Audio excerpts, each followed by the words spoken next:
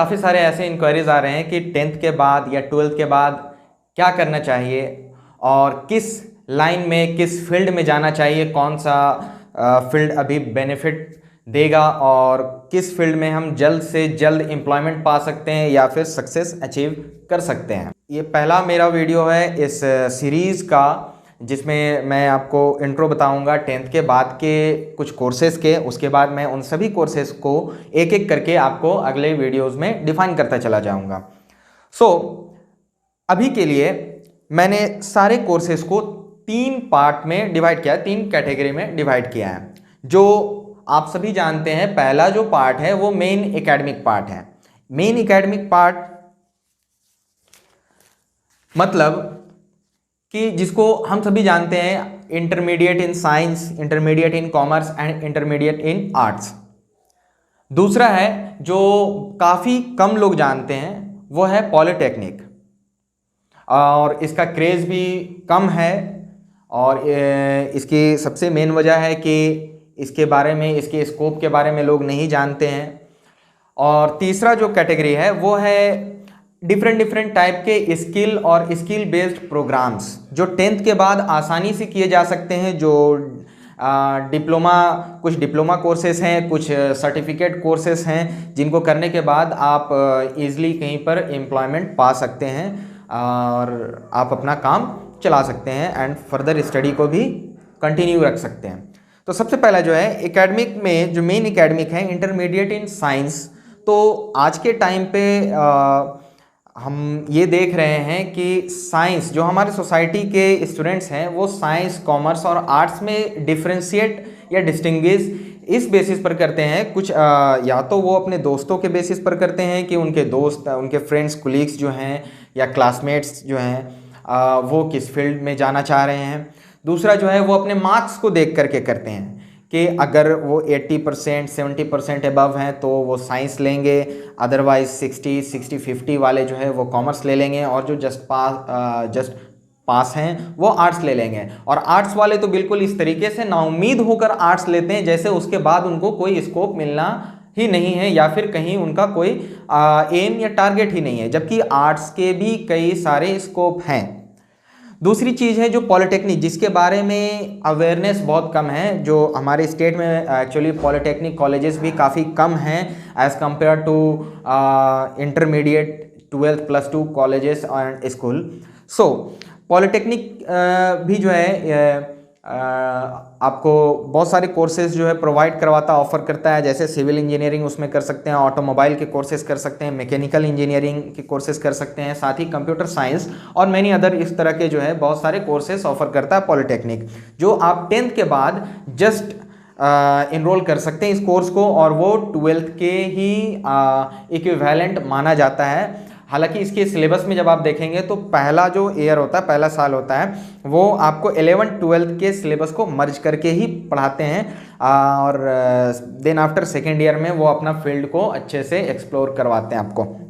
तीसरा जो कैटेगरी है वो है स्किल या फिर डिप्लोमा बेस्ड प्रोग्राम। इसमें आप देखेंगे तो स्किल इंडिया जो प्रोग्राम है वो भी काफ़ी सारे स्किल करवा रही हैं। दूसरा जो है ये स्पेशली मैं 10th और 12th दोनों पास आउट स्टूडेंट्स को मैं सजेस्ट करूँगा कि वो अपने किसी भी अभी नए कॉलेज स्टार्ट होने से पहले 2 महीने का, 3 महीने का कोर्सेज जरूर करें, कंप्यूटर बेस्ड कोर्सेज। या तो आप टाइपिंग स्किल किसी एक लैंग्वेज में, suppose English typing, Hindi typing के बहुत कम टाइपिस्ट होते हैं, तो कई जगह इसके वैकेंसीज आते हैं और अच्छे क्वालिफाइड टाइपिस्ट भी हिंदी ना जानने के कारण वो जॉब के लिए एलिजिबल हो जाते हैं। उर्दू टाइपिस्ट या फिर इस तरह से DCA, DTP, टैली के कोर्सेस अगर आप कर लेते हैं तो ये एक ऐसा कोर्स है जहाँ पे आसानी से आपको किसी भी जगह पे अकाउंट का जो मैनेजमेंट होता है, किसी भी शॉप, शोरूम या फैक्ट्री या अदर फर्म्स, किसी भी इंस्टीट्यूशन में भी अकाउंट्स का जो सेगमेंट है, आप टैली कर लेने के बाद बेसिक सॉफ्टवेयर जब आप सीख लेते हैं तो आप किसी भी इंस्टीट्यूट या फर्म में जाकर वहाँ पे इजीली जॉब अक्वायर कर सकते हैं। दूसरा जो है ITI भी कई सारे कोर्सेस आपको प्रोवाइड करवाती है, जैसे इलेक्ट्रीशियन, फिटर, लेद के काम जो होते हैं उसमें वो सिखाए जाते हैं। कंप्यूटर बेस्ड DCA जो है आप सीख सकते हैं। कंप्यूटर एप्लीकेशन के कई सारे उसमें मॉड्यूल्स होते हैं जिसमें आप बेसिक प्रोग्रामिंग लैंग्वेज के बारे में इंट्रोडक्शन आपको मिलेगा, कोडिंग के बारे में इंट्रोडक्शन मिलेगा, वेबसाइट वेब डेवलपमेंट के बारे में आपको वहाँ पे इंट्रोडक्शन मिल जाएंगे। साथ ही टैली और कुछ एडिटिंग सॉफ्टवेयर जो हैं, जस्ट लाइक अडोब के जितने भी सॉफ्टवेयर हैं, इलस्ट्रेटर, फोटोशॉप हो गए, अदर सॉफ्टवेयर हैं, कोरल ड्रॉ, ये सारे जो है आप उसमें सीख सकते हैं। लास्टली आप कैड कर सकते हैं, कंप्यूटर एडेड डिज़ाइनिंग, उसमें आपको बाकी सारी डिज़ाइनिंग के साथ साथ 3D डिज़ाइनिंग भी आप उसमें सीख जाएंगे। एंड इसके भी काफ़ी बड़े स्कोप्स हैं मार्केट में। अभी बाहर से जितनी भी कंपनियां आ रही हैं या फिर टेक बेस्ड कंपनियां हैं, साथ ही साथ जो मैकेनिकल पार्ट्स बनाने वाली कंपनियां हैं, अदर मैन्युफैक्चरिंग कंपनियों के पास कैड की अच्छी खासी डिमांड होती है, और फैशन फील्ड में भी कैड की डिमांड है। दूसरी चीज़ है, आप स्पोर्ट्स में कुछ स्किल मीन्स कि स्पोर्ट्स के कोर्सेज कर सकते हैं, डिज़ाइनिंग के कोर्सेज कर सकते हैं। और एक और कोर्स है जो काफ़ी वैल्यूएबल, जो कि अंडररेटेड कोर्स है, वो है CMS एड।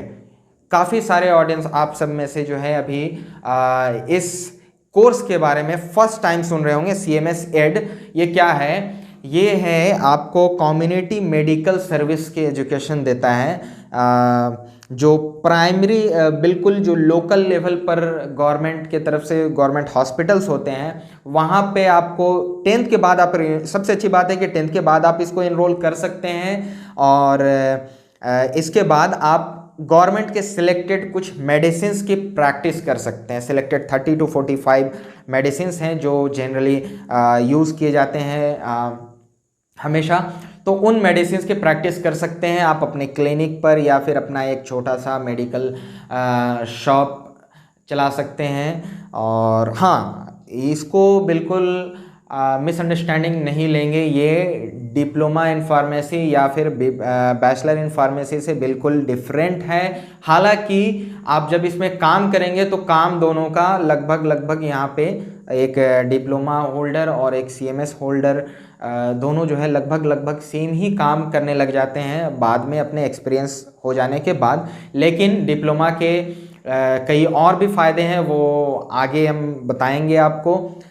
लेकिन CMS एड के लिए इनरोल बिल्कुल किया जा सकता है। बाकी सारे कोर्सेज से ज़्यादा फ़ायदा और ज़्यादा इंस्टेंट प्रॉफिट प्रोवाइड करने वाला ये कोर्स है, क्योंकि आप 10th के बाद जस्ट इसको इनरोल करते हैं एंड 1.5 ईयर के कोर्स करने के बाद आप एलिजिबल हो जाते हैं कहीं पर भी जॉब के लिए या फिर अपने खुद की प्रैक्टिस के लिए। हाँ, इसके लिए आपको बिल्कुल ध्यान लगाकर इस कोर्स को करना पड़ेगा, क्योंकि ये मेडिकल बेस्ड कोर्सेस हैं, हमेशा इमरजेंसी केसेस आते रहते हैं, तो आपको बहुत अच्छे से प्रैक्टिस करनी होगी ताकि आप अपने पेशेंट्स को अच्छे से देख सकें और उनको बेहतर सर्व कर सकें और किसी के लाइफ को भी बचा सकें।